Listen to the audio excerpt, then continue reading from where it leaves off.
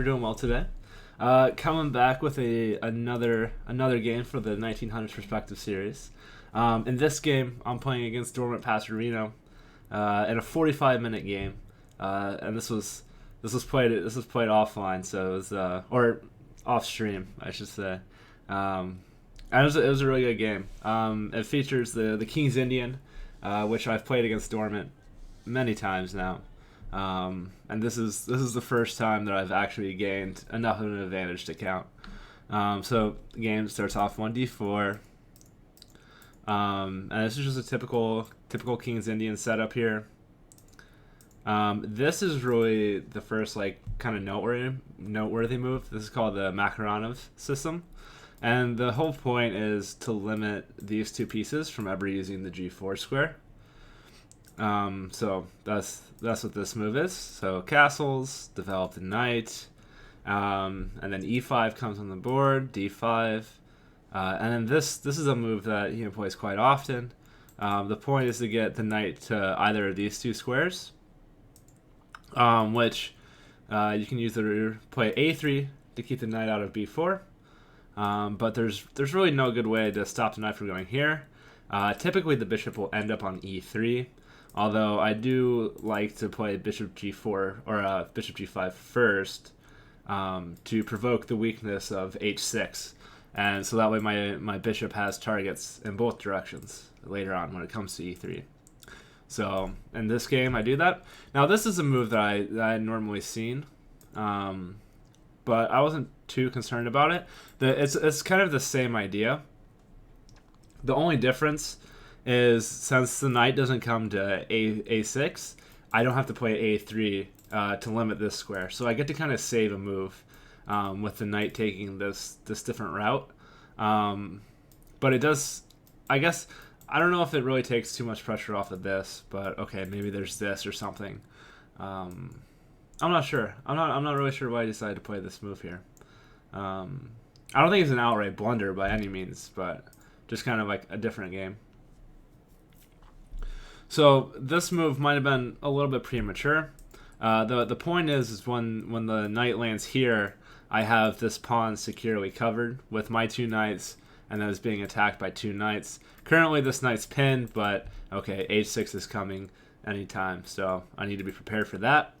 And it also frees up the f pawn to be able to advance down the board. So okay, he kicks the bishop comes back to e3. This is a maneuver that I learned from a Mikhail Tal game.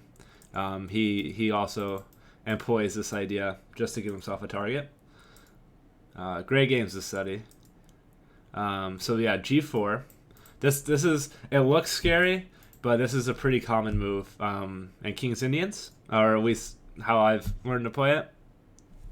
And the point is to eventually be able to launch these two pawns to start making contact on the pawn structure around black's king.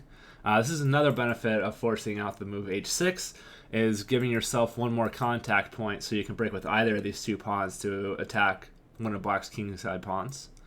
So that's always nice. And then he plays this move, which relieves the rook from having to defend here, but this pawn's not necessarily really under pressure. I guess maybe the main point is to be able to bring the bishop out this way to attack this weak pawn, but the knight that we put back on d2 from f3 does a good job of defending the base of this pawn structure.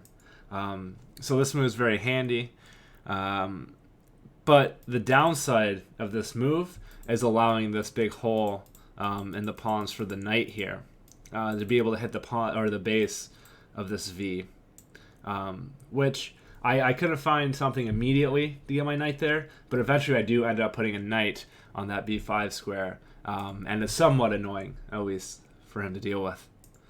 So, okay. This is kind of like the first mistake, I would say. Like, big mistake. I shouldn't have pushed g5 right away. Here, what would have been better is playing bishop to e2 and then h4. Just just getting the pawns ready, again, as we were talking about before, to be able to break in either direction. And have this bishop ready to jump in, the queen ready to jump in, this bishop's over here, and the rook on the file. Just kind of all my pieces are starting to concentrate over on the king side, where black has less space, right, which is a pretty natural development, and the king is Indian. And there's no f5. Another point of g4 actually is to lock down the f5 square. So okay, so I push, he takes, I take. And I thought that this was going to be nice for a little while, but really the bishop guards the knight, so the queen's not tied down to defense, so this pin isn't as strong. It's annoying, for sure, because black has to make a few moves to get out of it, but it's not the end of the world. So okay, so I jump here. I saw this as a good opportunity with the queen moving to get the knight in and create an immediate threat. I'm also threatening to, like, if he decides to push to b6, then I have this nice knight fork here, which is kind of I thought it was kind of a good idea to try to capitalize, but this is actually, it turns out to be an inaccuracy. And the best move here is to just play queen c2, get on with castling queenside, and then start trying to launch this pawn and trying to attack the king. Maybe even f4. Try to break the structure here. But yeah. Get the king out of the middle of the board. Keep this knight at home, defending here. But I was trying to balance an attack with not having to defend because of this threat, making the queen move a little bit. But okay, so anyways, I play knight b5.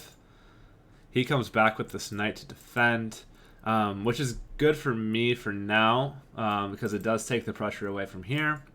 So it's not something I have to worry about. So then I start trying to press down the file, use my rook over here. Bishop comes out, threatening to win a pawn here. And then I do get my bishop to e2 now, getting ready to press here, because I can trade off this knight and then take with the rook, and now there's just a lot of avenues to be able to attack. I can maybe even consider trading off the light square bishop also. So he takes, I take. This pawn is defended, which I guess, yeah. So when he comes back, and this knight actually becomes very, very annoying for me, hitting the base here, and this pawn's somewhat weak. We'll talk more about that as I make more moves here. Just like a little bit developing move, I'm looking to castle. I figured that pinning the knight down to the c pawn would be a good idea, and white does have a pretty hefty advantage in this position. But I don't do a very good job of capitalizing on that. I didn't find the right moves. So he comes here, blockade. He's looking to jump to this square, and this knight is just going to be too much if it gets all the way into the position like this, especially in tandem with this knight, and a possibility of jumping into this square, even after I castle, is still be a checking move. So I decided to just take the knight and open up the G file. And I was hoping to generate some sort of an attack going down the G file. So first, what I wanted to do was get everything defended over on this side. So first I have to defend this pawn, but now this knight is attacking the pawn on a4, and now the queen is just kind of tied down to opposing the knight.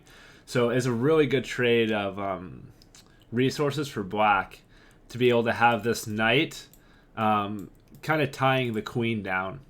So it's just, 9 points of material being tied down by 3 points of material, and he never has to worry about this knight being removed. I mean, okay, so maybe I go like this, or I have to come all the way back and trade it this way, but it takes a lot of moves for me to do that. So he steps up with the king. I castle. He goes for this dark square bishop exchange. I accept the dark square bishop exchange here. And then, so I saw here that with the recent pawn moves, I want to put a knight on this square. And the position is hard to break right now. It's very locked up, right? You got these two pawn chains, and then all these pawns on dark squares here. And these are really the only two pawn breaks for black. And then this is my only pawn break here. I guess I also have this too. But the moral of the story is I want a knight on this square. It's a checking square. I get some pressure into the dark squares here, and I blockade the pawn from advancing. So I begin that maneuver here. He brings the queen around, and then I jump in check. And now this is a move that I missed here. The move here is queen to e2. Just forgetting about this about the a pawn, and focusing on the attack on the king. The point is after this, rook here, and then you can.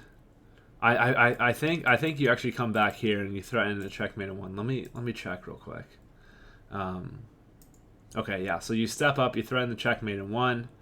He's got to come back, takes, and then you continue with bringing the rook into the game.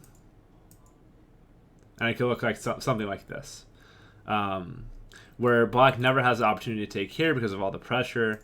Now all my pieces are concentrated over on the king side of the board. My pawns are looking much healthier, and I'm the one that's pushing to invade. Then I have a lot of the pressure. There's a check here, and maybe trying to get some pressure here. There's white's definitely the one that has the options here. But anyways, so I play b3 here, because my point is I want to play b3. I want to put the king here, and then I want to bring the queen over, either here or here. And this is because I don't want my queen to be tied down forever. And importantly, I can't move the queen here right away to threaten this checkmate in one, because of this fork, which could be very devastating. Actually, it would just be game over. But okay, so we trade a set of rooks here, and now I should have taken with the pawn here, but I decided that I didn't want to have a pawn on an open or on semi-open file, so I take with the knight, which is a mistake. And then I achieve my king coming over to free up my queen, but at this point it's already too late. The queen's infiltrated. The correct move is jumping back to where the queen came, or where the knight came from, to defend this pawn at the same time. But I decided to just go for this queen trade instead. Takes, and now my pawns are falling. So at this point, I realize that black is breaking through on the king's side, right? He's going to get a pass pawn. There's no way to stop this. So the only thing I can do is try to slow down the progress by using my knight, and then get my king over this way and try to create a pass pawn over here, which hopefully will be far enough away from his knight to be able to come back and defend. So now it just becomes a race of who's going to queen first. So I step up, and with best play here, I should note, it's just dead loss for white. Like the computer has it at negative 4.5, so it's just game over. But I still continue with the idea because there's always hope. And it comes here. At this point, it's even now. Both sides have potential of winning. Takes, and now this is actually a mistake here. Taking here, completely winning. Going here, completely losing. So I go here, takes. The point is to try to get behind these pawns here while this is defended. But okay, so here, takes,